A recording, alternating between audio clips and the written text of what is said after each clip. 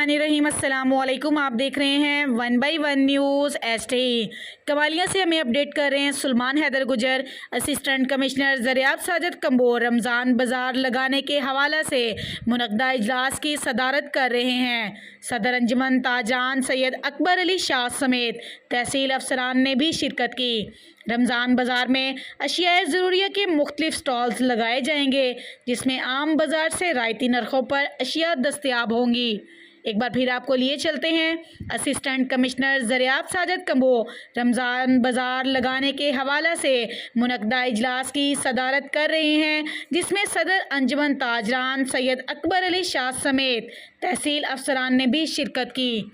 मज़ीद ऐसी खबरों से बाखबर रहने के लिए हमारे चैनल को शेयर करें, लाइक करें और सब्सक्राइब करें और बेल आइकन दबाना ना भूलिएगा, ताकि आने वाली हर नई वीडियो आपको मौसूल हो सके।